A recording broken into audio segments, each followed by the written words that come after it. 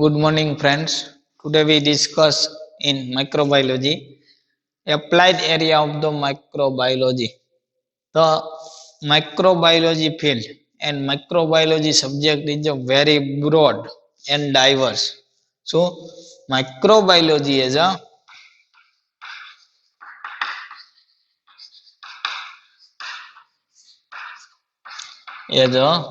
broad and the diverse subject. Broad and diverse subject. કે very broad subject છે અને very divorce એટલે કે એની અંદર ઘણી બધી બ્રાન્ચ પડતી હશે. ઇટ ઇઝ ધ મેરી બ્રાન્ચીસ કે એની અંદર ઘણી બધી બ્રાન્ચ પડે like medical microbiology, public health microbiology, dairy microbiology, soil microbiology extra ઘણી બધી બ્રાન્ચ એની અંદર પડતી હશે. તો science of the microbiology has the both basis and the applied aspect કે માઇક્રોબાયોલોજી આખું જે રહ્યું એ કેના ઉપર આધાર રાખે? એક તો થિયોરિટિકલ સબ્જેક્ટ ઉપર આધાર રાખે અને પ્રેક્ટિકલ ઉપર કે એની અંદર બે પ્રકારનો ઉપયોગ થતો હશે. In microbiology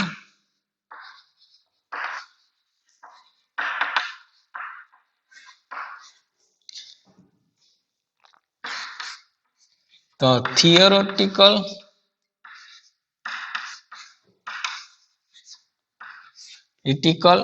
and applied aspect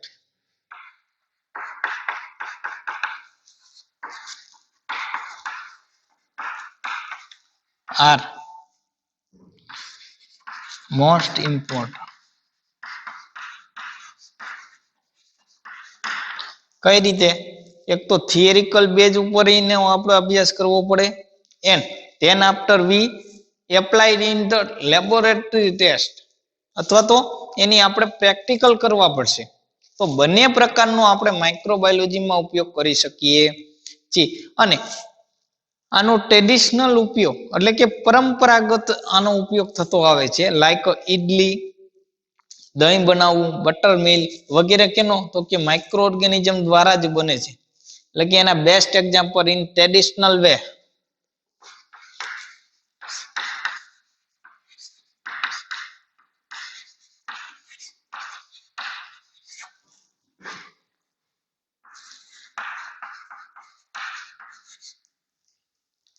we used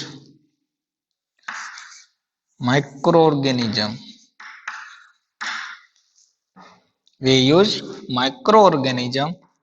in a made up of idli, curd and buttermilk.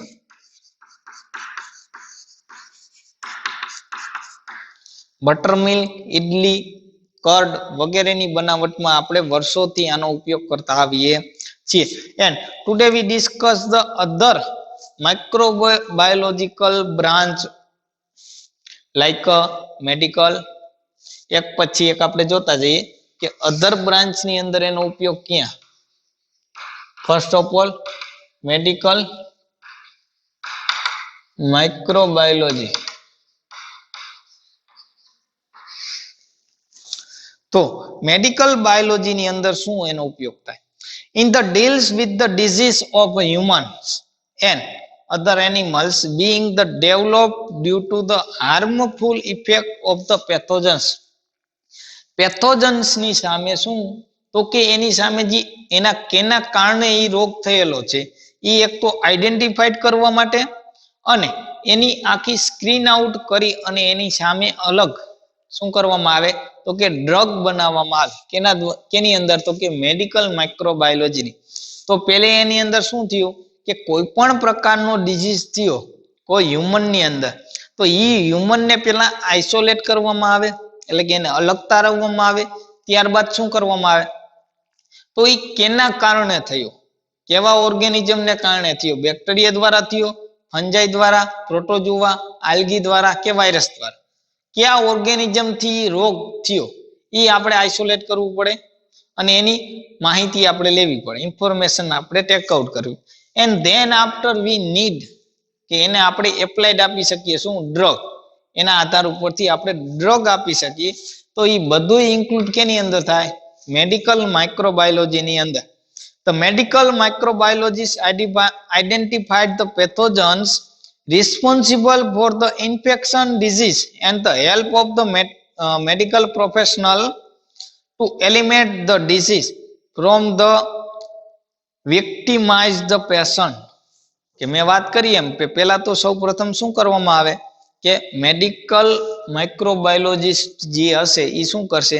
પહેલા તો પેથોજન્સને આઈડેન્ટિફાઈડ કરશે અને એના પછી શું કરશે? એને લાગતી દવા આપશે. રેડી? તો મેડિકલ માઇક્રોબાયોલોજીની અંદર ઘણી બધી ડ્રગ્સ બનાવવા માટે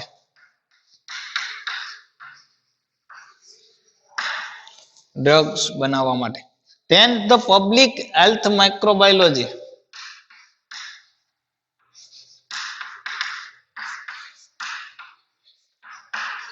Public health microbiology.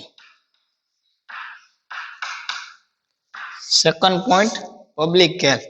So public health microbiologists try to control the spread of communicated disease in the society. એ શું કરતા હશે? પબ્લિક હેલ્થ માઇક્રોબાયોલોજીસ્ટ એ શું કરે તો કે કોઈ એવો વાયરસ અથવા તો બેક્ટેરિયા રહ્યું એ આખા વિસ્તારની અંદર ન ફેલાય, કે જેમ અત્યારે કોરોના ચાલે કે જેમ સ્પ્રેડ થતું જાય તો એ સ્પ્રેડ ન થાય એના માટે એની અગેન્સ્ટ શું કરતા હશે તો કે પ્રિવેન્ટ કરતા હશે, કે એને કેવી રીતે અટકાવવું, એની સામે કેવા પગલા લેવા. તો એ બધું કેની અંદર આવશે? પબ્લિક હેલ્થ માઇક્રોબાયોલોજીની અંદર. અને એને epidemic can control if the source any transmit route of known as the epidemiologies. કે કોઈ પણની અંદર એકમાંથી બીજાની અંદર ટ્રાન્સપોર્ટ ન થાય તેની તકેદારી રાખવા માટે પબ્લિક હેલ્થ માઇક્રોબાયોલોજીસ્ટ શું કરતા હશે? પ્રયત્નો કરતા હશે. Then after the agriculture microbiology. Agriculture microbiology. હવે એગ્રીકલ્ચરની અંદર માઇક્રોબાયોલોજીનો શું ઉપયોગ?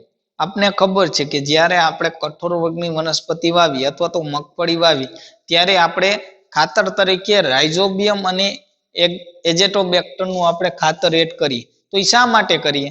તો કે નાઇટ્રોજનનું સ્થાપન કરે એ બેક્ટેરિયા. એટલા માટે શું થશે તો કે વનસ્પતિને અથવા તો આપણા પાકને એ નાઇટ્રોજન સહેલાઈથી મળે અને પાકનું ઉતાર વધારે મળશે. Ready?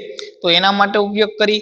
And this area of microbiology mainly deal with the study of relationship between the microbes and agricultural particles. હવે એગ્રીકલ્ચર માઇક્રોબાયોલોજી ની અંદર શું તો કે બંનેનો રિલેશન જોવામાં આવે, એગ્રીકલ્ચરનો અને માઇક્રોબાયોલોજીનો. માઇક્રોબાયોલોજીના જે આસ્પેક્ટ એટલે કે 5 પ્રકારના ઓર્ગેનિઝમ અને બીજું શું એગ્રીકલ્ચર પાર્ટિકલ્સ હશે એ બંનેનો રિલેશન શું, એ બંને એકબીજાને કેવી રીતે ઉપયોગી થાય અને કેવી રીતે ઉપયોગી નથી થતા એના વિશેની ચર્ચા એગ્રીકલ્ચર માઇક્રોબાયોલોજીની અંદર થાય. Then after the microbial ecology and soil microbiology. Microbial ecology and soil microbiology.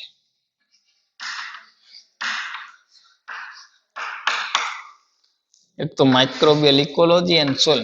હવે ઇકોલોજી ની અંદર એટલે કે પર્યાવરણની અંદર the area of the microbiology explain the role of the microbes in various biogeochemical cycle.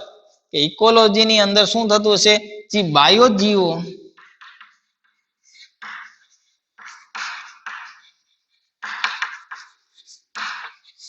Chemical cycles run થતી હશે, એટલે કે nitrogen cycle, sulphur cycle, carbon cycle વગેરે સાયકલ માં મોસ્ટ ઉપયોગી શું છે તો કે માઇક્રોબિયલ સેલ એટલે કે કોઈ પણ ઓર્ગેનિઝમનો સમાવેશ થતો હશે અને એના દ્વારા બાયોજીઓ કેમિકલ સાયકલ રન થતી હશે એટલે ઇકોલોજી માટે ઉપયોગી છે. And then after the V soil microbiology ની અંદર શું તો કે સોઇલની ફર્ટિલિટી ઇમ્પ્રુવ કરે. અમુક ઓર્ગેનિઝમ શું કરતા હશે સોઇલની ફર્ટિલિટીને ડિક્રીઝ કરતા હશે એટલે કે ફર્ટિલિટી માટે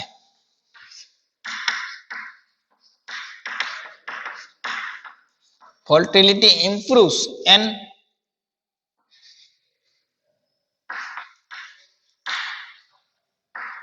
અલગ અલગ ઓર્ગેનિઝમ દ્વારા અથવા તો આલ્ગી દ્વારા શું થાય સોઇલની ફર્ટિલિટી ઇમ્પ્રુવ કરવામાં આવે છે.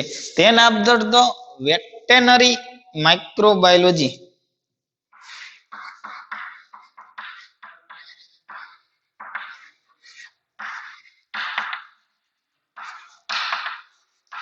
વેટેનરી માઇક્રોબાયોલોજી એટલે કે જે પશુની અંદર વેટેનરી સાયન્સ જેને આપણે કહીએ વેટેનરી સાયન્સની અંદર between the mankind and the live stock in the very world કે જે લાઇવ સ્ટોક ક્રિયા એટલે કે જે આપણે પશુપાલનનો ઉપયોગ કરી પશુપાલન અને મેનકાઇન્ડ એ બે વચ્ચેનો રિલેશન કેવો છે જૂનો છે એકદમ જૂનો અને વર્ષોથી ચાલતો આવતો.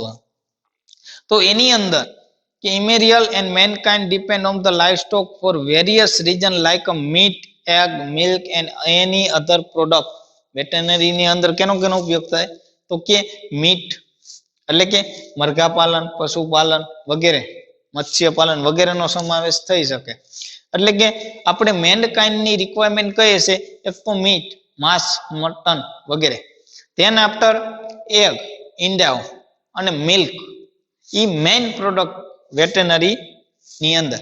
તો એની અંદરથી કેવી રીતે આપણે એને ઇમ્પ્રુવ કરી શકીએ એ પણ આની અંદર આવી શકે. Than after the food microbiology food microbiology food કે કેવી રીતે ફૂડ જે રહ્યું એનું પોઈઝનિંગ થતું હશે ફૂડનો બગાડ કેવી રીતે થતો હશે કેટલા સમય માટે જો એ ઓર્ગેનિઝમ ફૂડ ઉપર રહી શકે તો એ ફૂડનું પીરિયડ અથવા તો લાઈફ ટાઈમ કેવો થતો હશે ફૂડનું લાઈફ ટાઈમ ડિક્રીઝ કરતું હશે એના વિશેની વાત. ધેન આફ્ટર તો ડેરી માઇક્રોબાયોલોજી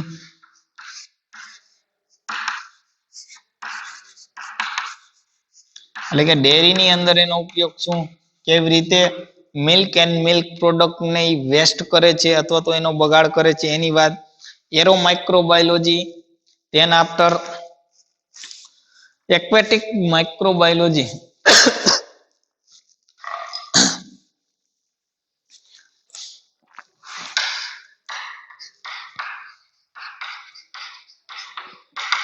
એક્વેટિક માઇક્રોબાયોલોજી એટલે કે પાણીની અંદર જે ઓર્ગેનિઝમનો ઉપયોગ થાય.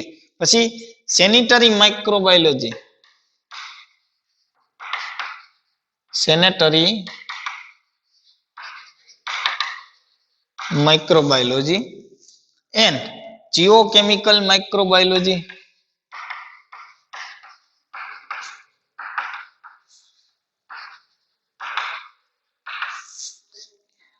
એન્ડ પેટ્રોલિયમ માઇક્રોબાયોલોજી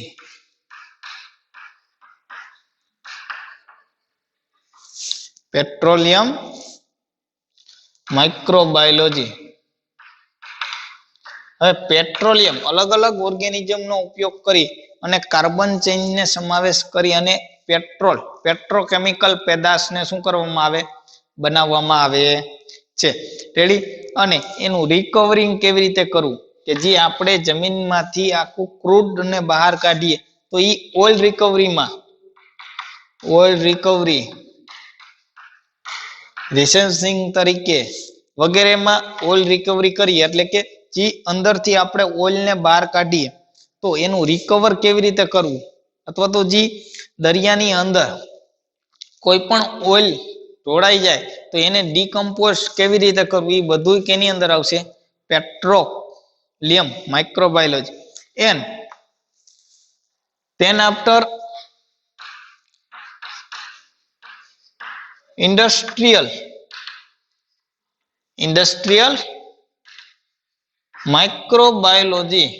હવે ઇન્ડસ્ટ્રીયલ માઇક્રોબાયોલોજી નો હાલ મોસ્ટ ઓફ ઉપયોગ થાય, કેમ કે મોટા ભાગની જે વસ્તુઓ બને ઇન્ડસ્ટ્રીની અંદર એ માઇક્રોબેઝ બનતી હશે, એટલે કે દવાઓ, વેક્સિન, તેન આફ્ટર ફૂડ, બેકરીની અંદર, ડેરી પ્રોડક્ટની અંદર વગેરેની અંદર શેનો તો કે માઇક્રોબાયોલોજીનો વધુ પડતો ઉપયોગ થતો હશે. એટલે કે આની અંદર કેનો તો કે vaccine, then after drug, amino acid,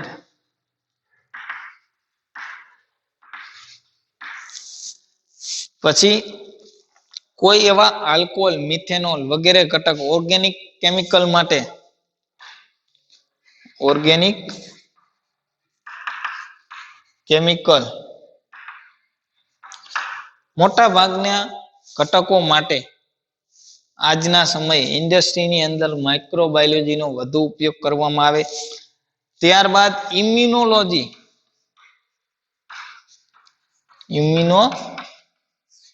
immunology એટલે કે રોગ પ્રતિકારક તંત્રની અંદર કેવી રીતે ઇમ્પ્રુવ કરવી, એની અંદર પણ માઇક્રોનો બેસ્ટ ઉપયોગ થાય. તેન આફ્ટર એક્ઝો માઇક્રોબાયોલોજી એન્ડ હવે ઇમ્યુનોલોજી એટલે કે ઇમ્યુનોલોજીની આપણે વાત કરીએ તો ટીવાય ની અંદર તમારે આખો એનો સબ્જેક્ટ આવશે ઇમ્યુનોલોજી. કેવી રીતે આપણે આપણી રોગ પ્રતિકારક તંત્રને અથવા તો ઇમ્યુન સિસ્ટમને ઇમ્પ્રુવ કરવી, અને એની અંદર માઇક્રો ઓર્ગેનિઝમ કઈ પ્રકારનો રોલ આપશે. કે કોઈ પણ આપણે જે તમારે ચેપ્ટર 2 આવતા 12માની અંદર બાયોટેકના, કે કેવી રીતે એક સેલમાંથી બીજા સેલની અંદર એના ડીએનએ ના ટુકડા ટ્રાન્સફર કરી અને અલગ જ સંતતિ બનાવી, લાઈક બીટી કોટન જી રહ્યું. બીટી કોટન ની અંદર શું છે તો કે એક જીનને લઈ અને બીજા જીનની અંદર ટ્રાન્સફર કર્યું અને નવી જીન બનાવ્યો, જેને આપણે શું કહીએ બીટી કપાસ કહીએ અથવા તો બીટી જીન કહીએ. અને એના દ્વારા શું થયું તો કે અલગ અલગ જે ઈયળો હતી એ ઈયળો હવે નાશ પામશે. તો એવી રીતે અલગ અલગ સેલની અંદર ઇમ્પ્રુવમેન્ટ કરી બ્લડ સેલ રહ્યા, તો બ્લડની અંદર કેવી રીતે એનું કામ થશે એ વગેરે ઘટકો કેની અંદર આવશે ઇમ્યુનોલોજીની અંદર. રેડી. હવે ત્યારબાદ આપણે જોવાનું છે કે theory of the spontaneous generation. અમારો મેન પ્રશ્ન spontaneous theory, living and non living cell માટેની જે વાદ વિવાદ થયા હતા એ વાદ વિવાદ માટે ની આખી થિયરી આપવામાં આવી, કે જેને theory of the spontaneous generation કહેવાય છે. રેડી. મોસ્ટ ટાઈમ્પી ક્વેશ્ચન.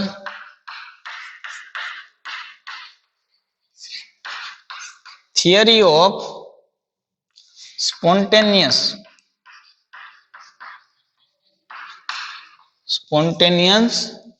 જનરેશન.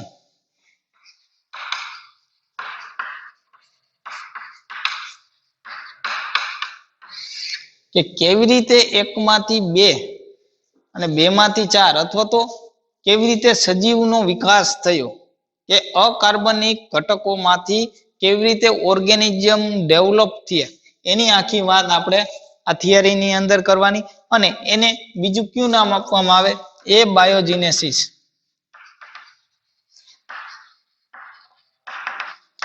એ બાયોજીનેસિસ અથવા તો theory of spontaneous generation. Ready. તો theory of spontaneous generation or abiogenesis, the study by the Aristotle. क्या साइंटिस्ट द्वारा तो કે સૌ પ્રથમ Aristotle. First of all Aristotle દ્વારા ક્યારે તો કે 346 એટલે કે 346 બીસી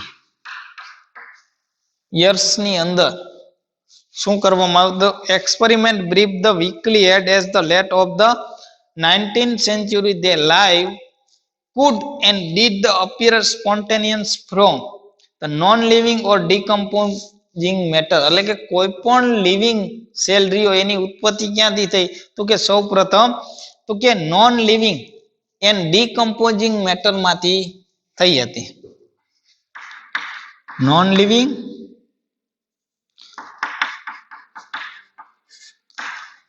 એન્ડ ડીકમ્પોઝિશન મેટર માંથી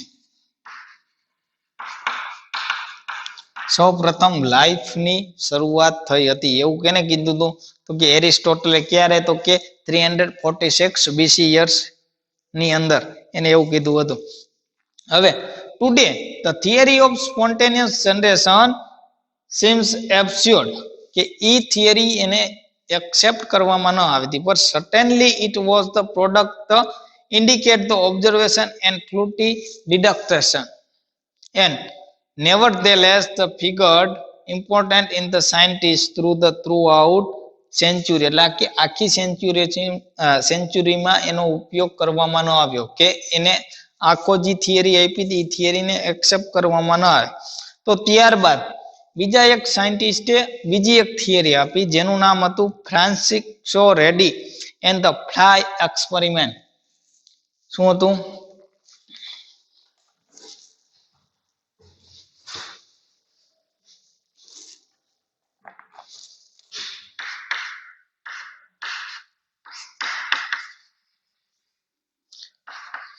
ફ્રાન્સિસ્કો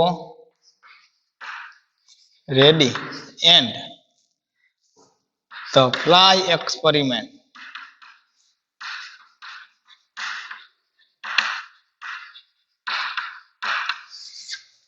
હવે આ એક્સપેરિમેન્ટની અંદર આ સાયન્ટિસ્ટે શું કર્યું? ફ્રાન્સિસ્કો રેડી સાયન્ટિસ્ટનું નામ હતું અને એને કેના ઉપર એક્સપેરિમેન્ટ કર્યો હતો? તો ફ્લાય ઉપર કર્યો. તો એને સૌપ્રથમ કયા ઘટકો લીધા? એક તો ફ્લાય એટલે કે ઘર માખી, ત્યારબાદ meet, piece of meet,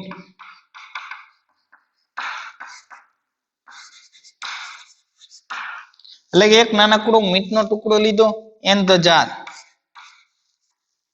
jar કેટલી લીધી હતી? તો કે 3 જાર. રેડી. હવે એને શું કર્યું હતું? તો કે 3 અલગ અલગ જારની અંદર એટલે કે બરણીની અંદર આપણે ડ્રો કરતા જઈએ અને સમજતા જઈએ. માની લ્યો કે આ પેલી જાર, એની અંદર શું કર્યું? તો કે મીટનો ટુકડો એડ કર્યો. This is the meat. This is a jar. અને ઓબ્ઝર્વેશન કર્યું, એને ખુલ્લો રાખ્યો, આ ઓપન એટલે કે જારને બંધ કરી નહીં. અને બીજો એક કેસ એવો રાખ્યો કે જેની અંદર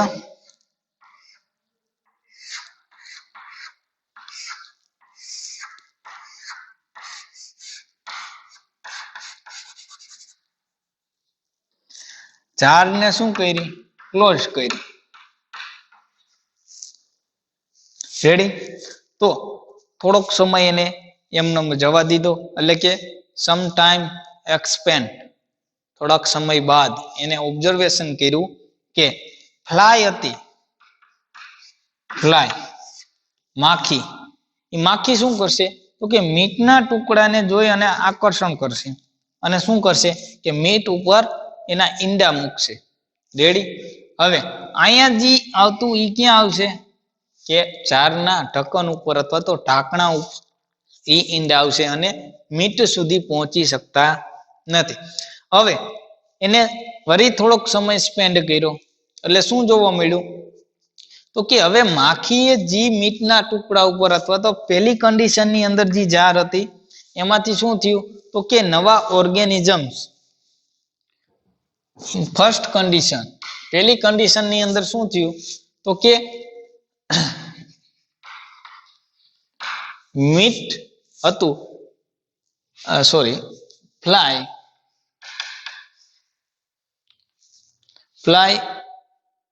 touch the meat and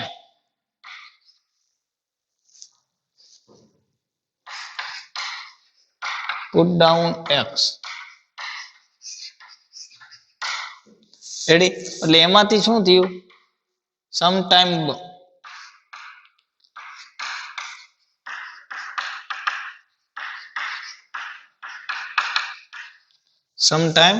letter એટલે કે થોડા સમય પછી શું થયું તો મીટના ટુકડામાંથી in pieces of meat શું જોવા મળ્યું observed a microbial cell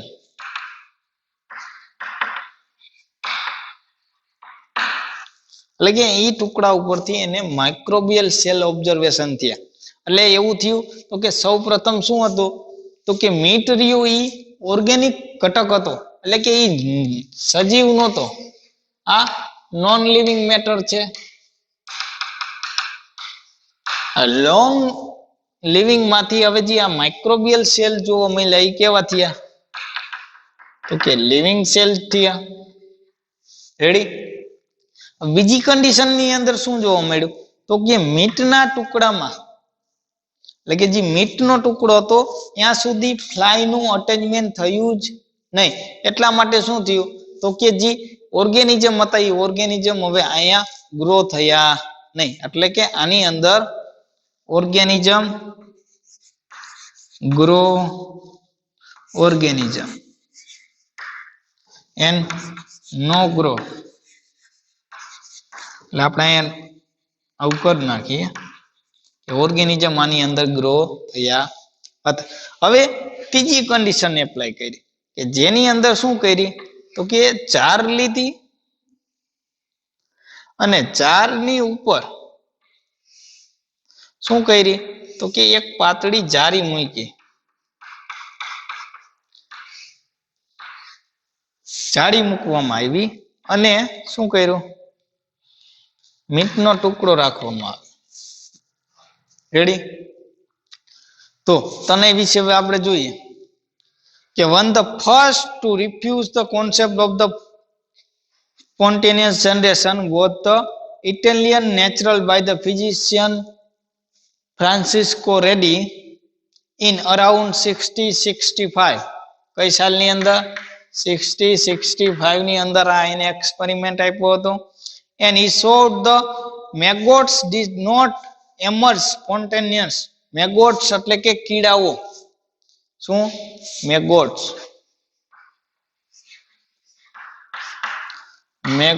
એટલે કે કીડાઓ આ બરણીની અંદર શું થયા ઇમર્જ થયા ડીડ નોટ ઇમર્જ એટલે કે ઈ બન્યા નહીં અથવા તો બની શક્યા નહીં અથવા તો પરિણમ્યા નહીં then after we purified the meat Reddy put the meat in 3 separate jar એટલે કે એને 3 અલગ અલગ જાર લીધી અને તનયની અંદર પ્યુરિફાઈડ મીટ નો ઉપયોગ કર્યો and then after one of this jar was the closed in a paper cover એટલે કે એક જાર ને શું કર્યું તો કે પેપર કવર થી ક્લોઝ કરી દીધી then other was left the uncovered એટલે કે એક જાર હતી એને પેપર કવર થી ઢાંકી ન હતી and third was the covered with the fine gauze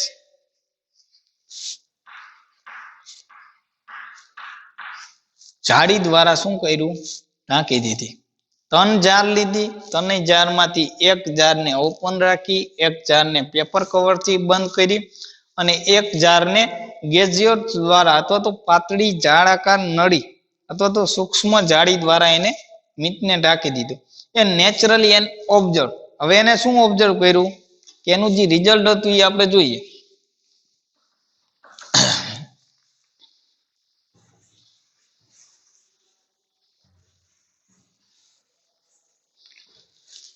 કે first of all the paper covered jar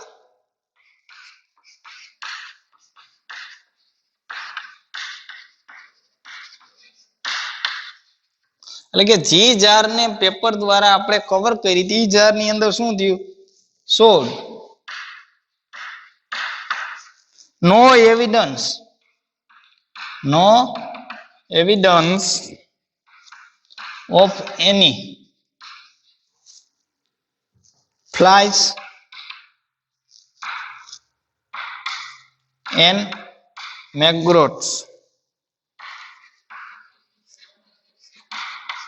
એટલે કે કોઈ પણ પ્રકારની માખીના ઈંડા અથવા તો કીડાઓ ઉત્પન્ન થયા ન હતા.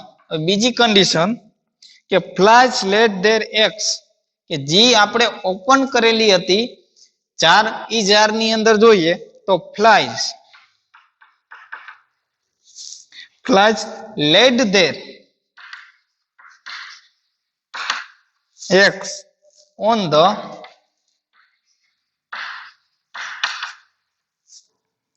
meat and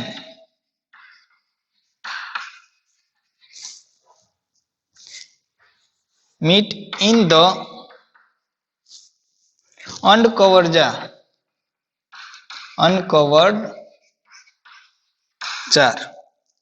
and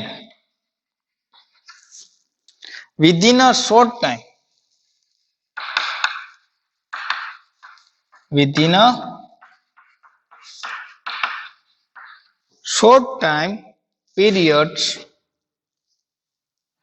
short period time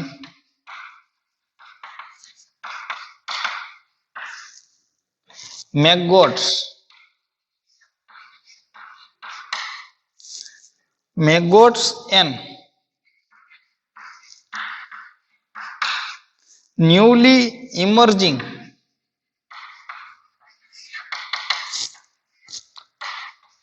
adult fly appeared.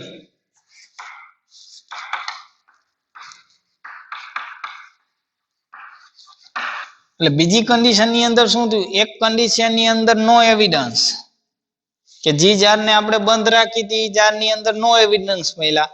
બીજી જારની અંદર અમુક સમયે મેગોટ્સ અને ન્યૂ ઇમર્જ એડલ્ટ ફ્લાઇઝ એટલે કે નવી જન્મેલી માખીનો વિકાસ આપને જોવા મળ્યો. ત્યારબાદ third condition although no maggots were present in the meat in the gas although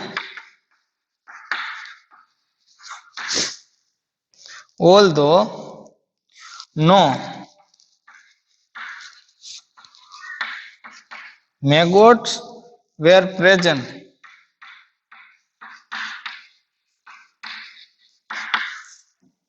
in meat in the gas covered jar.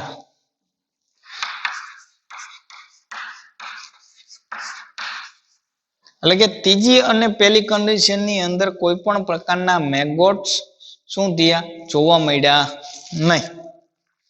They did not appear in the covering and apparently small petrified meat attached to the fire. હવે એના ઉપરથી એનું conclusion શું આપવામાં આવ્યું?